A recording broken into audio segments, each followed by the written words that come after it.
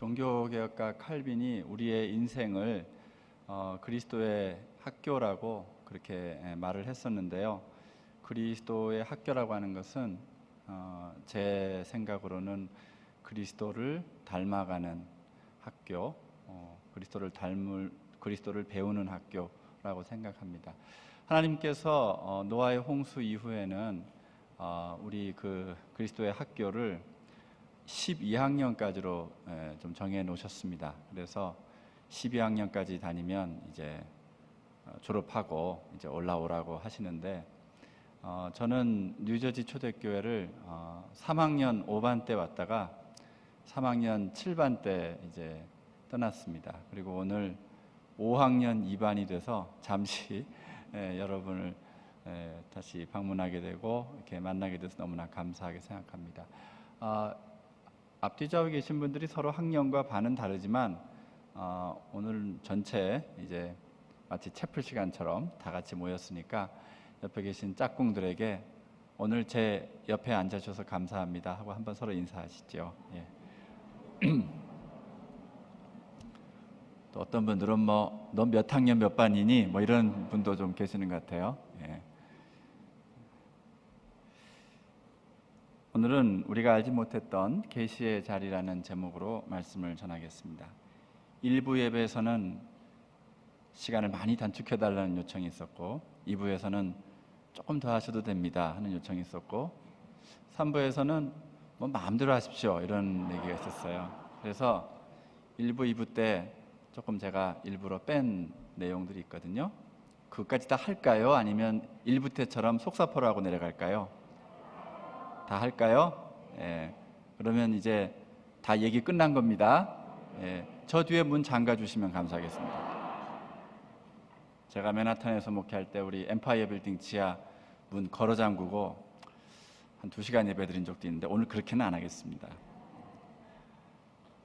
살다 보면 지금까지 모호했던 것들이 이제 온전히 드러나는 때가 있습니다. 마치 현미경이나 망원경으로 들여다본 것처럼 이전에 감추어졌던 무언가가 미처 생각지도 못한 방식으로, 이게 중요해요. 미처 생각지도 못한 방식으로 갑자기 밝혀지는 순간이 있죠. 때로 그 순간은 개인의 일생을 결정짓고 학문과 예술의 차원을 변화시키며 역사의 방향까지 뒤바꾸곤 합니다. 이를 가리켜 성경은 계시라고 말합니다. 1978년 4월 어느 쾌청한 오후, 문학을 전공하고도 재즈 카페를 운영하며 근근히 살아가던 한 청년이 야구 경기를 보러 갔습니다. 1회 말 야쿠르트 팀의 선두 타자가 2루타를 딱 하고 때리던 순간 그 상쾌한 소리와 함께 청년에게 예기치 않은 문장, 센텐스 하나가 찾아왔습니다. 그래, 나도 소설을 쓸 수 있을지도 몰라. 훗날 무라카미 하루키는 회고합니다. 그런 생각이 찾아온 순간 하늘에서 뭔가 천천히 내려왔다. 마치 하얀 야구공처럼 나는 그것을 두 손으로 받아냈다. 때마침 그것은 일어났다. 일종의 계시 같은 것이었다. 본질의 돌연한 현현이었다. 내 삶의 어느 날 갑자기 뭔가가 눈앞에 쓱 하고 나타나고 그것에 의해 모든 일의 양상이 확 바뀌었다. 이렇게 회고록에 적었습니다. 20세기 교회를 움직인 책으로 평가받는 그리스도와 문화의 저자인 신학자 리처드 니번은 계시를 마치 번쩍하는 문장 같다고 아주 절묘하게 정의했습니다. 여러분께서 도저히 이해할 수 없는 아주 어려운 난해한 책을 읽다가 마침내 만나는 그런 문장 하나가 있습니다. 그것을 루미너스 센텐스라고 합니다. 번쩍하는 문장. 그 문장에서 아하 체험을 하면서 통찰을 얻은 독자는 책장을 다시 계속 넘기는 게 아니라 앞으로 돌아갑니다. 이해하지 않았던 문장들이 있었거든요. 앞뒤로 다시 넘기면서 그때부터는 앞에서 이해되지 않았던 수많은 문장들이 거짓말처럼 풀려나가죠. 여러분, 우리의 인생도 학문도 역사도 우리의 시대도 이처럼 씨름해야 하는 난해한 책과 같을진데 어찌 그런 순간 번쩍하는 문장이 없겠습니까? 철학자 화이트헤드는 이를 가리켜서 삶에 다가오는 특별한 계기라고 규정합니다. 다른 모든 계기를 해석할 수 있는 계기라는 뜻이죠. 어쩌면 다른 모든 일들은 바로 그 일 그 일 하나를 성사시키기 위해서 차곡차곡 축적된 일인지도 모르겠습니다. 그래서 계시가 필요한 이유는 우리 기독교 역사에서도 아주 중요하고 흥미있는 주제로 다루어져 왔습니다. 여러분, 계시는 객관적인 사건일까요? 여러분 밖에서 실제로 일어난 something real일까요? 아니면 주관적 경험일까요? 나의 마음속 깊은 곳에서 발생하는 어떤 사건일까요? 계시 사건은 세상의 바깥에서 실제로 발생하는 것을 가리킬까요? 코스모스 밖에서, 이 우주 밖에서 들어오는 어떤 것일까요? 아니면 주로 여기 나의 의식 안에서, 우리 지구 공간 안에서 그냥 일어나는 사건을 가리키는 것일까요? 성경에 나오는 계시는 객관적이면서 동시에 주관적인 사건이라고 얘기합니다. 이런 것입니다. 제가 중학교 1학년 때인데, 그때 여러분도 기억하실 겁니다. 이용평 대위가 미국이를 몰고 귀순할 때 그 한반도 상공 휴전선 저편에서 휴전선 상공을 뚫고 들어왔습니다. 미국이가, 세 번째 미국이가. 그때까지만 해도 우리는 민방위 훈련을 할 때 사이렌이 늘 울리곤 했었습니다. 그리고 이제 훈련을 한다고 늘 했었죠. 그것은 우리 대한민국 안에서 벌어지는 일입니다. 바깥에서 들어오는 어떤 것이 있는 것이 아니었습니다. 그냥 우리 안에서 늘상 하는 일이었습니다. 근데 그날만큼은 공습경보 내용이 달랐습니다. 여러분, 이것은 경보 훈련이 아닙니다. 이것은 실제 상황입니다. 북한의 전투기가 한반도를 넘었습니다. 사이렌은 울렸어요. 근데 그 울림은 다른 울림이었어요. 실제 상황이 벌어졌다. 그 사이렌이 울릴 때 우리 모든 국민들의 마음이 철렁 가라앉으면서 가슴이 쿵쾅쿵쾅 뛰기 시작했습니다. 그 떨리는 가슴을 안고 막 서로 전화들을 하기 시작했죠. 부모님에게도 전화하고. 기억하실 거예요. 성경에 나오는 계시는 객관적이라는 말, 이 말은 바로 나의 밖에서, 우리 밖에서, 그리고 우리가 사는 이 코스모스 밖에서 들어온 어떤 객관적인 something real이 있었다는 거예요. 동시에 그 울림을 받는 당사자들이 떨리는 그런 주관적인 사건이라는 거예요. 즉, 살아계신 하나님이 특정 인물과 사건들을 통해 말씀하시고 행동하는 것, 그것이 계시다. 계시 사건의 극본과 감독은 하나님이지만 주연 배우는 사람이라는 것. 즉, 계시 사건은 하나님의 모노드라마나 독백이 아니라는 것입니다. 하나님과 사람이 함께 펼치는 공동 작품입니다. 하나님의 계시는 그래서 예술적 창조 혹은 과학적 탐구에서 예기치 않게 일어나는 새로운 어떤 통찰력, 인사이트와 아주 비슷한 측면이 있습니다. 그래서 계시는 단순한 인포메이션, 정보나 공지가 아니라는 거예요. 그리고 하나님께서 무엇인가를 그냥 그저 showing up, 보여주시는 것만도 아니라는 겁니다. 계시는 하나님께서 여러분에게 무언가를 알게 하시려는 사건이라는 거예요. 계시는 그래서 예수님이 하늘과 땅을 통일하시는 어떤 부활의 첫 열매이시듯 계시라고 하는 것도 바로 하늘과 땅, 즉 객관과 주관이 통일된 사건이다. 그렇다면 하나님께서 여러분에게 무언가를 알게 하시려는 그런 것은 무엇을 의미할까? 크리스토퍼 놀란 감독의 작품인 인터스텔라는 아주 많은 이에게 사랑받은 영화죠. 머지않은 미래 자연은 황폐해져 대기에는 먼지가 뿌옇게 가득 찼고 그로 인해서 더 이상 농사를 지을 수 없게 된 땅이 되어버린 지구가 등장합니다. 그리고 한 집이 나타나고 한 소녀가 그 집 안에 벽에 책장이 쿵쿵 진동하면서 흔들리면서 책이 한두 권씩 툭툭 이렇게 떨어지는 일을 겪어요. 영화 초반에는 이것이 무엇을 뜻하는지 도무지 알 수가 없습니다. 하지만 영화 후반에 이르면 정황이 다 밝혀집니다. 저는 지금부터 스포일을 시작하도록 하겠습니다. 이제까지도 인터스텔라를 안 본 분들은 여러분 자신을 탓하시기를 바랍니다. 그 책들을 움직인 벽의 진동은 우주선을 타고 저 머나먼 행성으로 탐사를 떠났던 소녀의 아빠가 벽 반대편에 있는 블랙홀에서 사랑하는 어린 딸에게 보내오는 간절한 신호였어요. 사인. 그래서 처음에 계시는 이 소녀 딸의 입장에서는 이게 흔들림으로 경험되지만 나중에 보니까 그 계시는 그냥 흔들림이 아니라 어떤 두드림이 있었다는 거예요.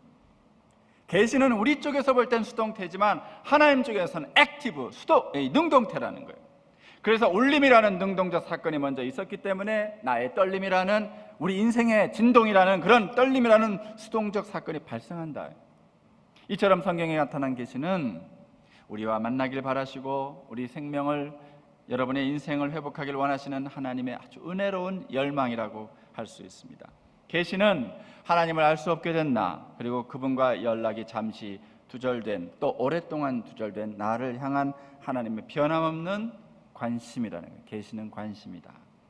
그래서 계시의 근본, 파운데이션, 바탕에는 사랑이 있습니다. 계시는 자식을 향한 하늘 아버지의 두드림이에요. 너크예요. 안에 있니? 하고. 그렇게 계시에서 우리는 하나님의 열정을 느낄 수 있어요. 울림과 떨림의 교향곡과 같아요. 계시는 나와 교제하고 싶어 하시는 삼위 하나님의 초대장입니다. 하지만 여전히 의심하는 사람들도 있습니다. 하나님이 사람들을 만나기 위해서 찾아오시는 이 계시 사건이 과연 가능한 것이냐, 가능하기나 한 것이냐 회의하죠. 우리 교회 밖 세상에 나가보면 사람들은 각자의 세계관을 갖고 살아가고 있습니다. 이신론적 세계관, 계몽주의자들의 세계관, 근대 이후에 지난 300년 전 세계를 지배하고 있는 세속주의, 계몽주의 세계관에서는 하나님이 있다고 하더라도 하나님이 계시는 이 헤븐과 우리가 사는 이 코스모스, 우주 전체는 떨어져 있어서 하나님은 절대로 터치하지 않으신다. 그냥 우리가 알아서 돌아갈 뿐이다. 무신론자들은 이런 헤븐이 어디 있냐? 그냥 우주가 영원히 그냥 있었을 뿐이다. 아니면 우연히 생겼을 뿐이다. 이 둘 중 하나예요. 이것이 최근 우리가 빅뱅 가설 이후에 천체 물리학의 엄청난 발전을 통해서 이러한 세계관들이 이제 문제가 있다는 것들을 알게 되죠. 힌두교나 불교나 범신론에서는 그냥 우주가 신이고 신이 우주다 해서 이걸 섞어버려요. 그래서 절대자를 빼버립니다. 그래서 우주는 영원하다. 아리스토텔레스 이래로 우주는 영원하다. 그냥 계속 있었다. 그런데 이것이 천체 물리학의 놀라운 발전에 의해서 사실이 아니라는 것이 이제 밝혀졌죠. 아무것도 없던 데서 우주는 어느 날 갑자기 138억 년 전에 생겨났습니다. 그리고 그 처음 10의 한 20승분의 1 사이에 중력을 비롯한 수십 가지의 그 절묘한 우주 상수들이 다 아주 섬세하게 다 설정이 됐어요. 그래서 이제 무한한 팽창을 시작하는데 그 우주 상수들 중에 어느 한 상수 하나만, 중력 같은 상수 하나만 10의 수십 차승분의 1만 변해도 우주는 풍선처럼 이렇게 짜그러지게 되어 있는 그런 구조예요. 굉장히 아주 섬세하고 세밀하게 지어진 우주가 그 처음에 그 첫 순간에 이미 설정됐다. 근데 이것은 절대적인 어떤 존재가 아니고서는 이런 시작은 있을 수가 없는 거죠. 우리는 그분을 하나님이라고 부를 수밖에 없는 것입니다. 자, 그런데 이렇듯 사람들은 이 세계관, 잘못된 세계관 속에 살고 있지만 우리 성경, 기독교 세계관은 무엇이죠? 성경의 세계관은 이 코스모스를 만드신 이 하나님, 헤븐이 이제 있잖아요. 그런데 이것이 이렇게 겹쳐 있다는 거예요. 걸쳐 있다는 거예요. 완전히 들어오진 않았어요. 하나님 나라가 나중에 되면 하늘과 땅을 예수님의 부활하신 몸처럼 헤븐과 코스모스가 완전히 합쳐집니다. 그땐 영원히 시간을 완전히 껴안습니다.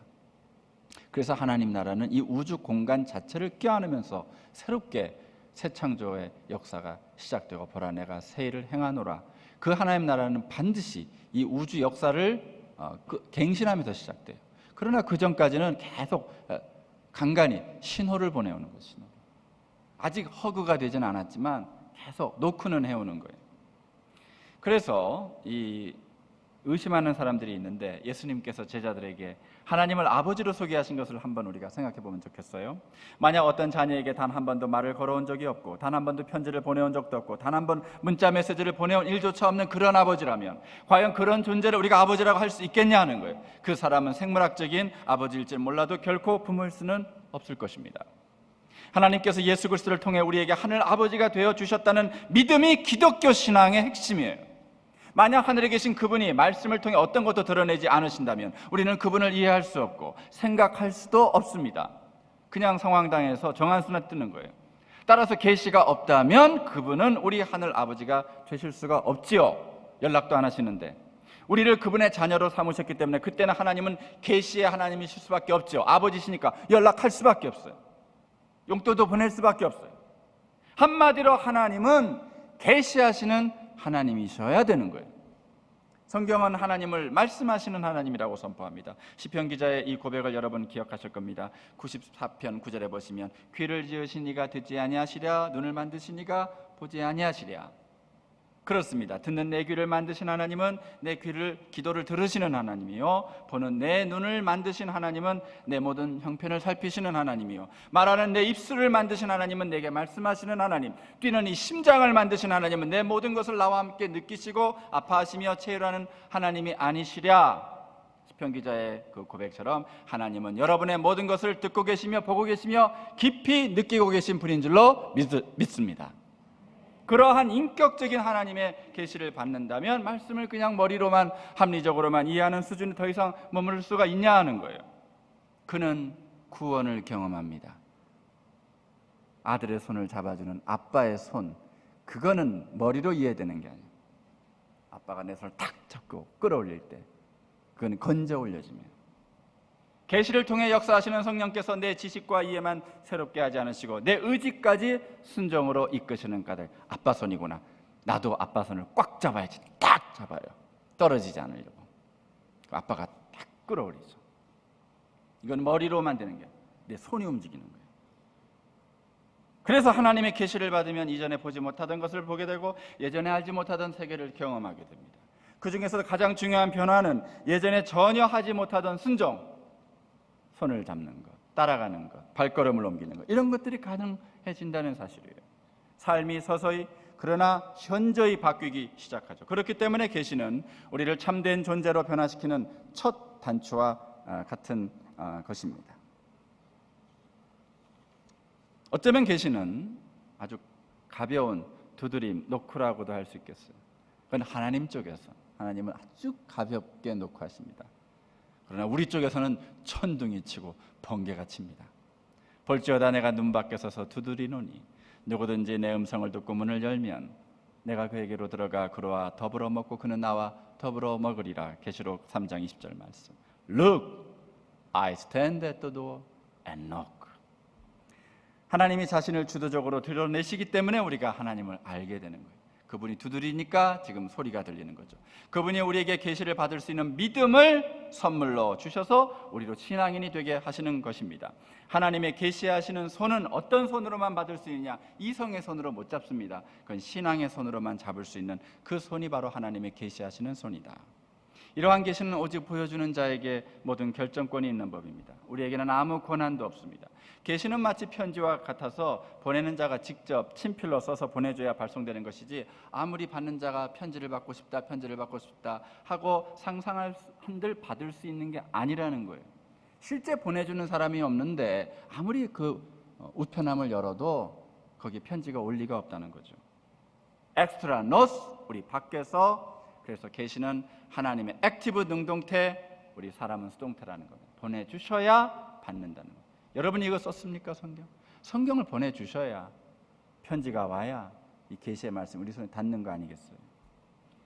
하지만 동시에 계시와 신앙은 한 마리 나비처럼 총천연색, 이 칼라 데칼코마니를 이루고 있습니다. 여러분 기억하시죠? 옛날 학교 다닐 때 도화지에다가 칠을 해요. 한쪽 날개를 그려요. 그리고 나서 탁 붙이고 떼면 그걸 데칼코마니라고 하죠. 그러면은 내가 그렸던 곳하고 이렇게 접고 나서 붙이고 떼고 나면 반대편에 똑같은 게 생기죠. 그래서 꼭 나비처럼 보입니다. 이 계시와 신앙이라고 하는 것이 마치 한 마리의 나비처럼 총천연색 칼라 데칼코마니를 이루고 있습니다. 그래서 하나님의 계시가 우리의 영혼에 찍혀져서 다시 이렇게 펴졌을 때 우리 영혼의 신앙이 형성되는데, 그 신앙은 계시가 찍힌 모습대로 찍혀지는 겁니다. 그래서 그리스도인의 신앙은 필연적으로 계시와 연관되어 있습니다. 계시와 신앙은 함께 서는 겁니다. 십자가와 면류관을 나눌 수 없듯이 계시와 신앙도 나눌 수가 없어요. 거리두기 할 수 있는 게 아니에요. 이게 특별 은총 안에서 하나가 되는 거죠. 물론 자연과 이성도 일반 은총 안에서 또 하나의 나비가 돼서 이번에는 그냥 흑백 데칼코마니를 이루죠. 그러나 이 둘은 자주 갈등에 빠지곤 합니다. 왜? 자연과 이성, 자연이 찍힌 이 이성, 이성으로 이해하는 이 자연과 이성 둘만으로는 도무지 채워지지 않는 어떤 부분이 있다는 것을 서로 잘 알고 있기 때문에 자연과 이성은 서로 티격태격할 수밖에 없어요. 이렇듯 하나님의 계시가 없이는 기독교 신앙이란 없습니다. 계시와 신앙은 데칼코마니이기 때문에. 계시를 통해 신앙을 갖게 된 그리스도인들은 그들이 사는 세상을 단지 육신의 눈으로, 이성의 눈으로, 자연의 눈으로만 보지 않습니다. 눈에 보이는 이 우주, 즉 코스모스를 넘어서는 질문이 있고 그 질문에 대답을 주는 신적 능력을 체험했기 때문이죠. 사람은 자신을 제대로 이해하는 데 있어서 해부학이나 생리학이나 심리학을 넘어서는 그 이상의 것이 필요하다는 사실을 이제 알게 되는 거죠. 그리고 그 계시체험을 못한 사람들도 어떤 것이 필요하다는 건 다 직감적으로 느끼죠. 왜냐하면 하나님께서 모든 사람들에게 칼빈이 얘기한 것처럼 디바인 센스, 신적 감각, 종교성을 심어 놓으셨기 때문에, 그걸 남겨 놓으셨기 때문에 모든 사람들이 어떤 영적인 동경 갈망은 갖고 있습니다. 그것이 우상공장으로 빠져서 문제죠. 과학의 범위 너머에 있는 것과 연결돼야 우리 존재가 근본적으로 이해된다는 것을 알고 있습니다. 우리 그리스도인들은 1929년 뉴욕타임스에 대해서 특별된 발굴 보도를 통해 알려졌듯 지금부터 4,000년 전에 바벨로니아의 우르는 굉장히 문명화된 도시였습니다. 당시 발굴을 해보면 똑같은 기간에 당시 세계 최강 대국이었던 애굽, 이집트에 보통 사람들이 살아가는 집, 그때도 이제 아파트 같은 것들이 다 있었거든요. 그 벽돌집 다 보면 그냥 방이 2개 아니면 3개였습니다. 근데 똑같은 시기에 그 최강 대국 애굽도 방 2-3개로 다 살았는데 바벨로니아의 우르는 발굴을 해보니까 똑같은 시기에 방이 10개에서 15개였습니다. 다 대저택에 살았습니다. 그 중에서도 아브라함은 가장 최상층의 삶을 살았던 사람입니다. 그런 사람이 어떻게 이집트도 아니고 그 가나안 험지로 떠났겠냐 하는 거예요. 이건 어떤 주관적인 열망에서 떠난 게 아니라 뭐 인생 나 자신을 찾으려고 떠난 게 아니라 어떤 객관적인 계시 사건이 없으면 불가능합니다. 아브라함이 우르를 떠나 하란으로 갔을 때 거기에서 복양하던 아버지 데라가 세상을 떠났습니다. 그때 하나님이 아브라함을 찾아와 말씀하십니다. 너는 너의 고향과 친척과 아비 집을 떠나 내가 너에게 보여줄 땅으로 가라. 내가 너로 큰 민족을 이루고 너에게 복을 주어 내 이름을 창대케 하리니 너는 복이 될지라. 창세기 12장에 이것은 아브라함의 일생에 번쩍하는 문장이었습니다. luminous sentence. 너는 복이 될지라 가라. 가야 복이 되는 거예요. 복이 되려고 가는 거예요. 그 말씀 하나가 아브라함의 일생의 처음과 나중, 알파와 오메가로 이어주는 문장이 됐어요. 이 첫 계시 문장은 아브라함 평생의 삶을 해석해주는 천국 열쇠가 됐습니다. 그걸 잘 간직하고 있었어요. 그 문장 하나로 모든 것들을 다 해석해낼 수 있는 그런 해석학적 열쇠이기 때문에 이처럼 계시란 다른 인생의 모든 시간들을, 사건들을 이해할 수 있도록 도와주는 결정적인 사건이기도 합니다. 여러분, 우리에게도 그런 번쩍하는 문장이 있어야 맞지 않겠습니까? 저와 여러분, 우리는 모두 아브라함과 다윗의 자손, 예수 그리스도의 세계에 속한 믿음의 후손들인데 말입니다. 그래서 저는 하나님께서 여러분 각자에게도 그런 문장이 담긴 쪽지를 건네주신다고 믿습니다. 아브라함도 받았던 번쩍하는 문장, 다윗도 받았던 번쩍하는 문장, 그 쪽지를 여러분에게도 건네주신다고. 그것이 바로 인생의 계시라고 하는 겁니다. 물론 그 번쩍하는 계시가 모든 것을 한꺼번에 드러내는 마술 같은 것은 아닙니다. 오히려 계시는 농사일과 같습니다. 처음엔 조그만 씨앗 같아요. 하지만 나중에는 큰 나무로 자라서 수많은 열매가 열립니다. 새들이 와서 깃들고 안식과 생명을 누립니다. 이처럼 하나님의 계시는 이전 영광보다, 이게 중요해요, 나중 영광이 더 크다는 사실입니다. 처음에는 은혜로 시작하고 나중에는 은혜 위에 은혜가 된다는 것입니다. 그래서 하나님의 계시는 마치 가나의 혼인잔치에 나온 포도주와 같다고들 합니다. 하나님은 시간이 가면 갈수록 더 좋은 것을 주시는 분이라는 거죠. 여러분, 준비한 포도주가 떨어지자 우리 주님은 물로 포도주를 만들어 주셨습니다. 그 포도주를 가져가서 잔치를 맡은 연회장에게 줬죠. 그는 이렇게 말했습니다. 사람마다 먼저 좋은 포도주를 내고 취한 후에는 이제 낮은 것을 내거늘 그대는 지금까지 좋은 포도주를 두었도다, 이렇게 말하죠. 이게 하나님이에요. 이게 주님입니다. 처음에 좋은 것, 나중엔 더 좋은 것. 반대로 사람은 처음에 제일 먼저 좋은 것을 꺼냅니다. 처음 만날 때는 옷도 제일 좋은 것을 입고 나가죠. 어떤 사람 만나면 상대방의 마음을 사려는 행동을 하기 마련입니다. 그래서 이 청년들도 데이트할 때도 보면 처음에는 아주 잘 참습니다.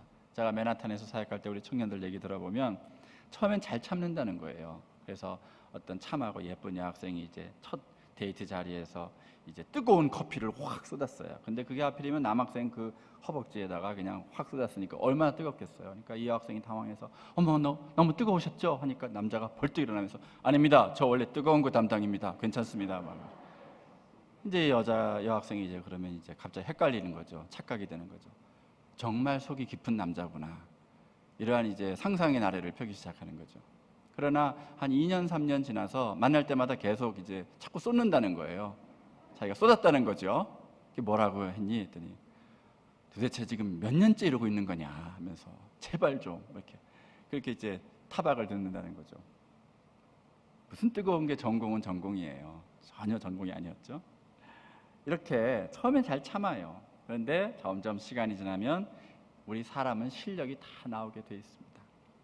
그러나 하나님의 계시는 전혀 다릅니다. 그분의 계시는 이전 영광보다 나중 영광이 더 크다고 하지 않습니까? 그래서 계시를 받은 사람은 세월이 흐를수록 이 세상에 덧없는 희망, 그걸 이제 불어오른 에스포아르라 그래요. 우리 겉사람이 갖고 있는 희망, 세속적인 희망, 응? 그런 것들은 다 겉사람 낡아지면서 같이 후패해져 갑니다. 에스포아르는. 근데 그거 말고 소망, 우리 속사람이 을 하나님 우리에게 주셨고 그 속사람에게 주신 그 소망, 에스페랑스라 그래요. 그 에스페랑스는 날이 갈수록 새로워지고 더 견고해지고 그래서 더 값진 인생을 사는 거 아니겠어요? 때로 하나님의 계시인이 번쩍하는 문장은 인생의 역경과 생각지도 못한 어려움을 통해 받는 경우가 있습니다. 오늘 이것이 핵심입니다. 20세기 영국 교회를 이끈 설교자로 추앙받는 마틴 로이드 존스 목사님은 어릴 적에 자기가 살았던 집이 화재로 그냥 홀랑 다 타고 마는 전소되고 말았어요. 그래서 2층에서 그냥 던져져서 가까스로 구출된 그 어린 소년에게 찾아온 그 화재는 그야말로 luminous fire, 번쩍하는 불길이었습니다. 12살 때 일이었어요. 그의 아버지는 경제적 재기를 위해 몸부림을 쳐야 했고 로이 존스는 아버지가 운영하는 조그만 가게에서 우유 배달하면서 청소년 시절을 굉장히 힘겹게 보내야 됐습니다. 그렇게 고생하며 공부한 끝에 영국 최고의 이과대학에 들어갔고 졸업 직후에는 성 바르톨로메 대학병원 종신 교수직을 받았습니다.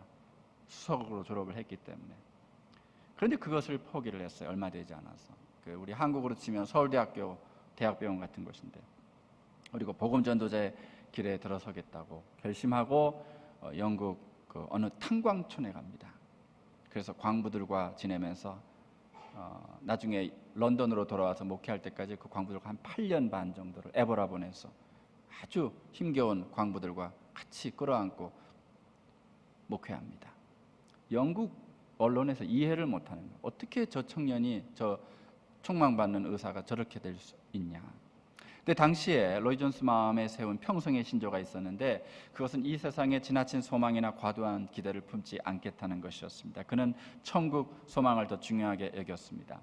그래서 평전 작가인 이안 머레이는 로이드 존스가 어린 시절 집이 화재로 다 타버리는 가운데 극적으로 구출됐던 그 경험, 루미너스 파이어가 남다른 신조를 지니게 된 연유라고 다음과 같이 분석을 했어요. 잠깐 읽어드리겠습니다. 이 영향력 중 가장 초기에 속하는 것은 어렸을 때 겪은 사건들과 관계에 있다. 그 사건들로 인해 이 세상 삶이 매우 불확실하고 가변적인 것이라는 생각이 아로 새겨졌다. 12살 때 한밤중에 불타서 무너지는 것을 목격했던 그 집 이후 새로 지은 집에서는 안정감도 못 느꼈고 이 세상 자체가 지속성 있는 도성을 제공해주지 못한다는 것을 인식하게 되었다. 우리의 존재 목적을 실현하는 하나님이 계시지. 우리가 그 목적에 아무리 도끼질을 한다 해도 말이야 라는 이 셰익스피어의 저 유명한 금언의 의미를 그도 알고 있었고 그래서 자신이 그날 밤 화재에서 구출된 것이 좀 더 차원 높은 어떤 목적의 한 부분이라는 것을 결코 의심할 수가 없었다. 그가 부르던 웨일즈 찬송가 가사 중에 다음과 같은 내용이 있다. 세상엔 소리 없는 섭리가 있는 게 분명하다네. 광산촌에서 8년 반 목회를 마치고 다시 웨스트민스터 채플에 청빙되었을 때 물론 영국에서 가장 아름다운 성전이었죠. 그러나 부임한 직후에 2차 대전이 터졌습니다. 그리고 모든 영국의 교회당들이 불타기 시작하고 런던에 대공습이 있어요. 어렸을 적에 자기 집이 불에 타서 무너지는 경험을 했는데 막상 런던에 와서 목회를 시작할 때는 모든 건물들이 다 불에 타서 하는 거예요. 근데 거기서 꿋꿋하게 믿음의 소리를 지켜내고 예배 중간에 바로 옆 건물이 폭탄이 터져서 무너지는데도 흔들리지 않고 설교를 이어나가는 그 담대함 말이죠. 그 용기, 그 불굴 어디서 나왔는가? 12살 때 번쩍하는 순간에서 시작된 평생 신조. 이 세상에 헛된 소망을 두지 않고 하나님 나라를 바라봅니다. 그래서 영국의 그 참혹했던 그 불길을, 그 전쟁의 참화를 다 극복해내면서 복음주의 신앙을 지켜내는 아주 놀라운 그런 목회를 해냈습니다. 여러분, 우리도 지난 날을 돌아보면 나를 향한 하나님의 노크 같은 것이 극적인 위기의 순간에 번쩍하고 찾아오는 경우가 있지 않았을까요? 부끄러운 저의 얘기라서 죄송하지만 저에게도 그런 순간이 있었습니다. 지금부터 한 15년 전에 주일 예배 시간이면 저도 모르게 눈시울이 뜨거워지던 때가 있었습니다. 그때는 제가 뉴저지 초대교회 청년들을 섬기던 때였는데, 그때는 오후 4시에는 이 본당에서 뉴저지 젊은이 예배를 드렸고, 또 나중에 이제 오전에 11시에 맨하탄 젊은이 예배를 엠파이어 스테이트 빌딩에 세워서 두 예배를 동시에 섬겼었습니다. 당시에 뉴욕 엠파이어 스테이트 빌딩 지하 2층에 모여서 함께 드리던 예배드리던 청년들 때문에 제가 예배 시간이면 울컥울컥했습니다. 왜 이렇게 울컥했냐 하면 이곳저곳 찢어진 텐트같이 너덜거리는 마음을 부여잡고 지친 마음으로 자리에 앉아있는 그 유학생들하고 함께 앉아있으면 저도 모르게 마음이 그렇게 되는 거죠. 미국에서의 유학생활, 그리고 맨하탄처럼 살벌한 어떤 곳에서 직장 다닌다는 게 말처럼 쉬운 게 아니죠. 남들은 부러워할지 모르지만 그들은 수많은 어떤 좌절, 불안, 공허에 시달리는 가련한 청춘들에 지나지 않았습니다. 그런데 그 몇 해 전에 이제 제가 뉴저지 초대교회 오기 전에 서울에서 목사 안수를 받은 직후에 보스턴에서 제 단독 목회를 처음으로 시작했는데, 그때 제가 교회를 개척하고 유학생으로 풀타임으로 공부하면서 또 풀타임으로 개척 목회를 했었습니다. 그러니까 몸과 마음이 좀 지쳐가더라고요. 너무 인텐시브하게 하니까. 그래서 좀 지친 몸과 마음을 잠시나마 달래보고 싶어서 큰 맘 먹고 뉴욕에 저희 아내와 저희 4살 난 꼬마 아들 데리고 온 가정이 한번 나들이를 한번 했습니다. 그런데 그때 엠파이어 스테이트 빌딩 정문 앞 도로를 이렇게 지나갈 때인데 갑자기 사람들이 비명을 지르는 걸 딱 보니까 전속력으로 집채만한 버스가 그냥 도대체 그 운전사가 왜 그러는지 모르겠어요. 막 전속력으로 달려오는 거예요. 여기서 약간만 멈칫하면 큰일 나겠다 싶어서 누가 뭐랄 것도 없이 온 가족이 한꺼번에 치일 뻔했습니다. 그래서 누가 뭐랄 것도 없이 무의식적으로 이제 저와 제 아내가 중간에 있던 애 손을 탁 서로 잡고는 이제 온 힘을 다해서 달렸죠. 달리는데 이제 뒤에서 그 버스가 이제 지나가면서 제 등을 마치 스치듯이 지나갔어요. 그 바람이 너무 세서 마치 스치는 것처럼. 그래서 하고 이제 스치는구나. 그렇게 버스를 피하고 나니까 셋이 다 그냥 너무 놀라서 길바닥에 널브러졌습니다. 그렇게 넋을 잃은 와중에 제 아내가 정신을 거의 잃고는 갑자기 이상한 말을 하는 거예요. 예찬 아빠, 우리 바로 이곳에 교회를 세울 것 같아. 전 지금 이제 또박또박 얘기하지만 그때는 거의 이제 풀린 목소리로 그렇게 얘기하는 거예요. 그때는 아내가 완전히 넋이 빠진 상태라서 하는 말인 줄만 알았습니다. 그래서 여보, 우리 교회는 보스턴에 있어. 정신 차리고 어서 올라가야지. 그리고 이제 막 툭툭 털고 이렇게 올라왔죠. 근데 그 일을 새까맣게 잊고 지내다가 나중에 이제 뉴저지 초대교회로 오게 되고, 또 하나님의 아주 신비한 섭리로 맨하탄 바로 그 빌딩 안에 교회가 세워지고 예배가 세워지고 한참 왕성하게 청년들을 목양하던 어느 날 문득 그때 일이 갑자기 아침 묵상을 사도행전 18장 9절에서 11절 말씀을 묵상하다가 그때 일이 떠오르는 것입니다. 그러면서 사도행전 말씀처럼 이 일이 이미 예비되어 있었던 것인가 싶었습니다. 말씀해 보면 밤에 주께서 환상 가운데 바울에게 말씀하시되 두려워하지 말며 침묵하지 말고 말하라. 내가 너와 함께 있음에 어떤 사람도 너를 대적하여 해롭게 할 자가 없을 것이니 이는 이 성 중에 내 백성이 많음이라 하시더라. 1년 6개월을 머물며 그들 가운데서 하나님의 말씀을 가르치니라. 그때 어떤 느낌이 마음에 왔는데 정말로 저는 맨하탄에서 문자 그대로 딱 1년 6개월을 청년들 가르치다가 영국으로 떠나게 되었습니다. 저는 그날 혹시 하나님께서 준비하신 계시가 번쩍하는 순간, 루미너스 모멘트가 저희 식구가 털썩 주저앉은 그 빌딩 앞에 임하셨던 건 아닐지 조심스레 회상해 봅니다. 세월이 흘렀으니까. 어둠에서 빛으로 이끄시는 주님께서 그날 그 거리에서 나에게 찾아오신 건 아니었을까? 그러고 보면 사도 바울의 고백은 한치의 오차도 없습니다. 그러나 내가 나된 것은 하나님의 은혜로 된 것이니 내게 주신 그의 은혜가 헛되지 아니하며 내가 모든 사도보다 더 많이 수고하였으나 내가 한 것이 아니요 오직 나와 함께 하신 하나님의 은혜로라. 이렇듯 제가 만나고 체험했던 하나님 역시 그분을 사랑하는 자녀를 위해 예비하신 모든 것을 오늘 말씀처럼 처음에 눈으로 보지 못하고 귀로 듣지 못하며 마음으로 생각하지도 못하게 하시는 분이셨습니다. 눈이 보지 못하고 귀가 듣지 못한 것들, 또 사람의 마음에 떠오른 적 없는 것들, 그것들을 하나님은 자기를 사랑하는 사람들을 위해 마련해 두셨다고 고린도전서 2장 9절에서 사도 바울은 선언합니다.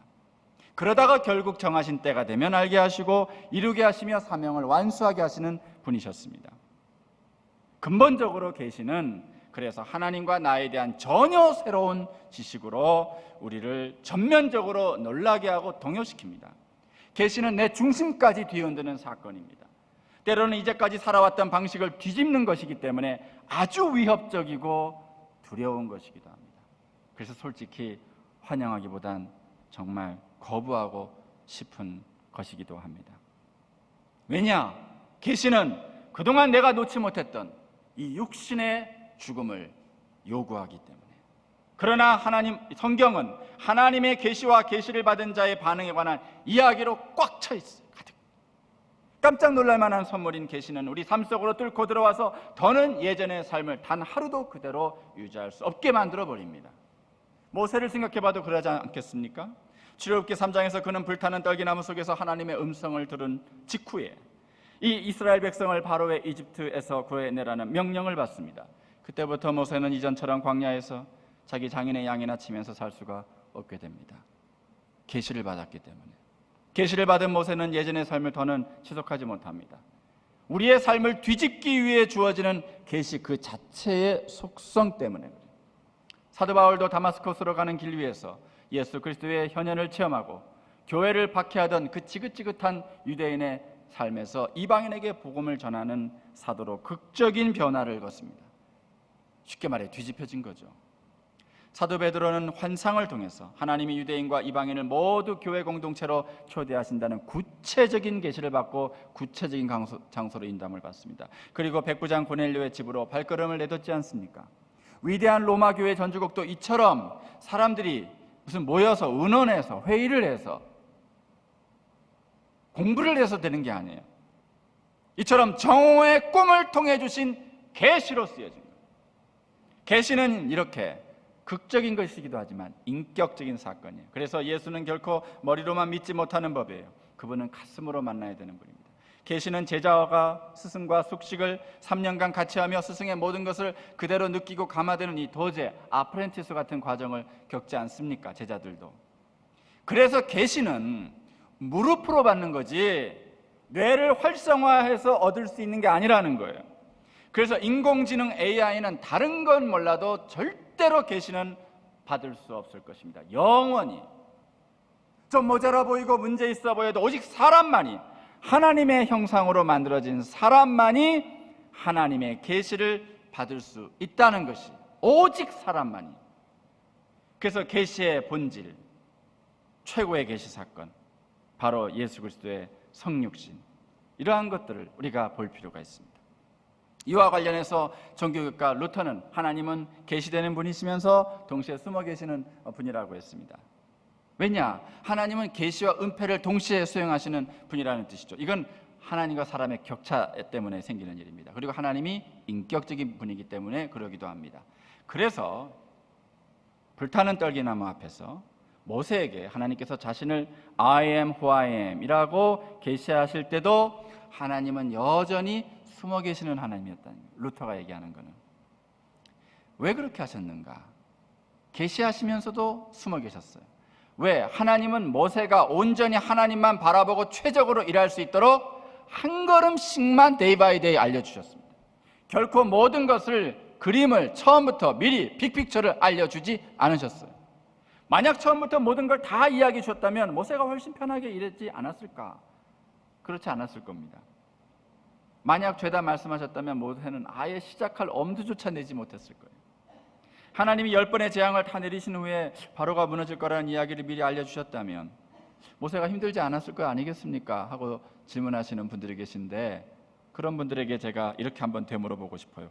그러면 하나님은 신실하시니까 좋아요, 그렇게 하셨다면 그 다음에도 계속 그렇게 하셔야죠. 하나님이 만약 몇 달이면 될 일을 40년이 걸릴 거라는 이야기, 결국 모세가 약속의 땅에 들어가지도 못할 거라는 이야기, 모세와 함께 출발한 세대 거의 모두가 광야에서 낙오할 것이라는 이야기를 미리 다 그냥 알려줘 버리셨다면, 그건 알려주는 게 아니라 정말 어떻게 보면 까발리시는 거죠. 그러셨다면 모세가 그 일을 제대로 수행할 수가 있었겠습니까? 하나님은 모든 것을 미리 공개하시는 분이 아닙니다. 그런 것은 계시가 아닙니다. 계시라고 하는 것은 어떤 상황에서도 나는 모세 너를 끝까지 인도할 것이라는 그런 그분의 진심, 하트를 알려주시는 것만으로도 충분하다, 넉넉하다. 그 이상의 미래를 세세하게 알려주신다면 모세는 더 이상 하나님께 날마다 엎드리지 않았을지도 몰라요. 모세도 우리와 성정이 다르지 않습니다. 엘리야도 똑같습니다. 그래서 하나님은 모세에게 그분의 계획을 다 보여주지 않으십니다. 당장 겪어야 되는 어떤 악한 고난, 힘든 고난의 의미도 그 순간에 즉시로 다 설명해 주질 않으십니다. 하나님은 악한 것 속에 숨어있는 선한 것, 어려운 것에 숨어있는 좋은 것, 그런 것을 미리 다 말씀하지 않습니다. 좋지 않은 경험을 통해 얻게 될 감미로운 열매를 미리 설명하지도 않습니다. 감미로운 열매가 있어요. 숨어 있어요. 천국 보화처럼 숨어 있어요. 그 어려운 것 깊이 담아놓은 아주 꿀처럼 달콤한 것이 있어요. 감미로운 하나님의 축복의 은혜가 있어요. 근데 그거를 처음에 얘기 안 해주는 거예요. 그 안에 뭐 있다 얘기 안 해줍니다. 일단 겪게 하시고 시간이 지나면서 나중에 그것을 찾게 하십니다. 때가 되면 알려주세요. 북아프리카 구렌에 살던 시몬의 꿈은 예루살렘을 순례하는 것이었습니다. 자기의 꿈이 다 이루어져서 예루살렘에 당도한 그에게 하나님은 그런데 예수의 십자가를 잠시 그의 등에 맡기시는 사명을 주셨습니다. 그 화려한 솔로몬 성전에서 정말 여호와의 영광을 한껏 누리고 싶은 시몬에게 세상에 그 끔찍한 십자가 형태를 끌고 와가지고 그냥 덥석 어깨에다가, 나가다가 시몬이라는 구레네 사람을 만나매 그에게 예수의 십자가를 억지로 치워가게 하였더라. 마태복음 27장. 여러분, 주님이 정말 힘드실 때 그의 짐을 잠시 맡아드리는 것, 그래서 주님께서 그 십자가의 길을 끝까지 가실 수 있도록 조력해 드리는 것, 이것이 시몬이 예루살렘에 오기까지는 숨겨졌던 히든, 그래서 전혀 알 수 없었던, 그러나 예루살렘에서 드러나 알게 된 사명이었다는 것. 때가 되면 사명을 알아요. 그는 처음에 그 십자가를 기꺼이 지지를 못했습니다. 왜? 이 일이 도대체 어떤 일이었는지를 몰랐기 때문에. 이 십자가에서 대신 이 십자가를 져드리는 일이, 그리고 주님께서 그 십자가를 지는 사건이 어떤 의미의, 어떤 규모의, 어떤 가치의 일이었는지를 전혀 몰랐기 때문에 그냥 어느 한 사형수의 십자가를 내가 정말 운이 없어서 고생하는 정도로 몰랐으니까. 하지만 그날부터 그의 영혼에 일어난 파문은 사라지지 않습니다. 세월은 흘러 알렉산더와 루포 두 아들의 아버지가 된 장년의 시몬은 골고다의 그 십자가를 자기가 마지못해 졌던, 얼마나 거부했으면 성경에 억지로 이런 단어가 나왔겠어요. 자기가 마지못해 졌던 그 날을 두고두고 추억했을 거예요. 초대교회 성도들이 찾아와서 물어봅니다. 시몬 선생님, 그때 주님의 십자가를 져드렸다면서요. 그러면 꼭 이렇게 대답을 할 수밖에 없어요. 억지로 졌어. 이렇게. 부끄럽지만, 내가 그 십자가 져드렸지, 말 못하는 거예요. 왜? 몰랐으니까. 근데 지기는 졌어요. 그런 십자가 칠 줄도 몰랐죠.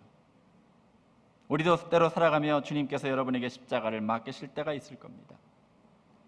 주님의 몸된 교회를 위해서도, 주님께서 여러분에게 맡기신 가정을 위해서도, 일터를 위해서도. 받아들이거나 거절하거나 두 가지일 거예요.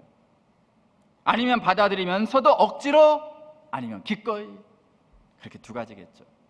하지만 분명한 건 여러분의 인생 순례길을 뒤흔드는 그 십자가가 여러분에게 다가올 때 그 형언할 수 없는 울림 앞에 여러분은 마구 떨려올 것이라는 사실입니다. 기도하겠습니다. 오 주님, 당신은 광대한 바다, 저희는 물방울 하나. 당신은 파란 하늘, 천사는 떠가는 구름 한 점, 저희들의 일생은 그저 공기 한숨. 당신은 눈부신 태양, 저희는 가느다란 양초 하나. 당신은 끝없이 펼쳐진 대지, 저희는 사소한 티끌 하나. 당신은 흐르는 강물, 저희들은 철없이 뛰노는 연어들. 저희는 당신을 벗어날 수 없으니 거스를 수도 없으니 오 주여, 다만 저희로 떨리게 하소서, 울리게 하소서, 그리고 잠잠케 하옵소서. 이 세상 가장 아름다우신 주님의 이름으로 기도드립니다. 아멘.